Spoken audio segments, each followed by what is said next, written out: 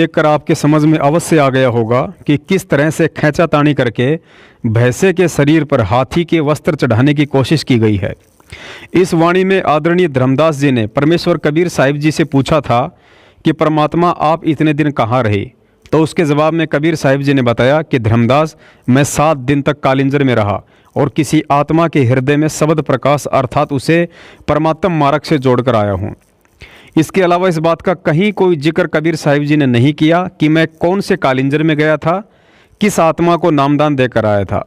लेकिन हल्दी की गांठ लेकर पंसारी बनते हुए इस काल प्रेरित धूर्त व्यक्ति नितिन रायजादा ने जल्दबाजी में इस हल्दी की सूखी गांठ को अपने पंथ के मुखिया मदन साहिब के सिर पर रखकर हथौड़े से चोट मार डाली और इसका नतीजा क्या निकलेगा आगे आपको इस वीडियो में पता चलेगा।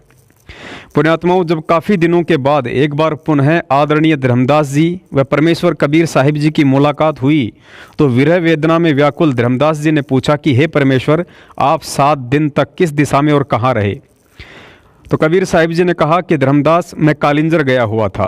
पुण्यात्माओं, इस धूर्त व्यक्ति नितिन रायजादा ने तो अपने मनमुखी प्रवचन देते हुए बता ही दिया है कि वे खरोना वाले कालिंजर में मदन साहिब को मिलने गए थे, लेकिन हकीकत क्या है आपको परमाणु सहित बताते हैं।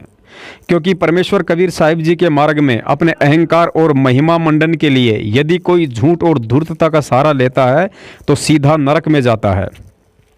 पुण्यात्माओं, सबसे पहले तो आपको इस रमदूत के वंशज मदन साहिब के जीवन काल के समय का प्रमाण देते हैं कि यह व्यक्ति इन दोनों महापुरुषों आदरणीय धर्मदास जी और परमेश्वर कबीर साहिब जी के समकालीन भी था या नहीं।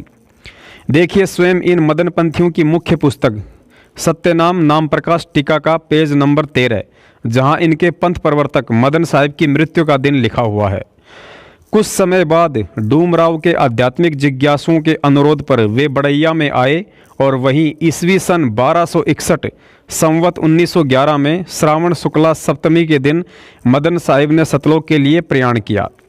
पुण्यात्माओं, इस पुस्तक में थोड़ी त्रुटि है क्योंकि ईस्वी सन 1261 का कभी भी संवत 1911 नहीं बनता है।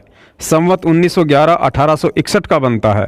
अतः इनके इस काल पंथ प्रवर्तक मदन साहिब की मृत्यु 1861 में हुई थी। इसके लिए दास इन्हीं मदन पंथियों की एक दूसरी पुस्तक के पेज नंबर 53 के प्रमाण दिखा रहा है, जहां इनके मदन साहिब की जन्म तिथि 1783 और मृत्यु 1861 स्पष्ट लिखी हुई है।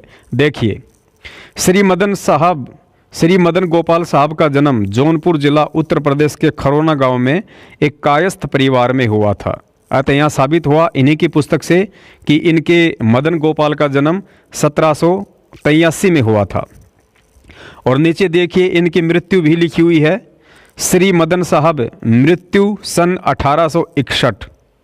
पुण्यात्माओं, जरूर पुस्तक लिखने वाले ने भांग पीकर लिखी थी, वरना संत के लिए मृत्यु का प्रयोग नहीं किया जाता है, जबकि ये वर्तमान के मदन पंथी तो उन्हें कबीर साहिब का संत बताते हैं। पुण्यात्माओं, अपनी आंखों से इन्हीं की पुस्तकों में स्पष्ट प्रमाण देखकर आप जी समझ सकते हैं कि जिस समय आदरणीय धर्मदास जी और कबीर साहिब जी की यह वार्ता हो रही थी उस समय तक तो इनके मुखिया मदन गोपाल साहब का पृथ्वी पर कोई अस्तित्व ही नहीं था। इनके मदनपति का तो जन्म ही परमात्मा कबीर साहिब जी के सशरीर सतलोक गमन के सैकड़ों वर्ष बाद हुआ था, क्योंकि परमेश्वर कबीर साहिब जी सन 1518 में सतलोक चले गए थे, जबकि इनके मदन साहब का तो जन्म ही कबीर साहिब जी के सतलोक जाने के 265 वर्ष बाद सन 1783 में हुआ था।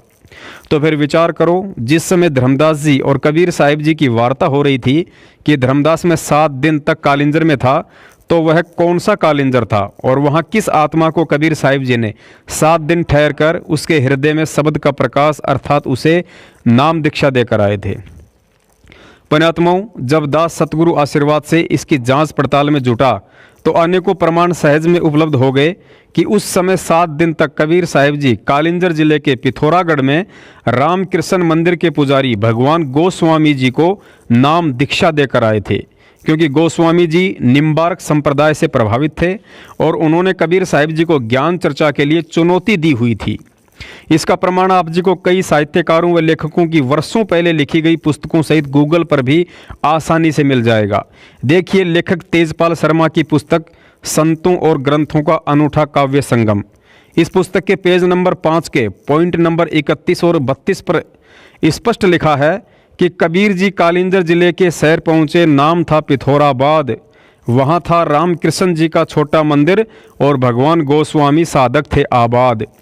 गोस्वामी जी थे जिज्ञासु साधक, पर नहीं हुआ उनके तर्कों का पूर्ण समाधान। कबीर जी से उनका विचार विनिमय हुआ और एक साखी ने मन का किया समाधान।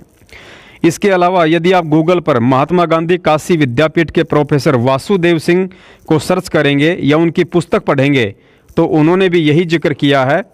गूगल पर यदि आप कबीर और कालिंजर लिखकर सर्च करेंगे तो आपको कबीर जी की भिन्न भिन्न कालिंजर यात्राओं का वर्णन पढ़ने को मिलेगा।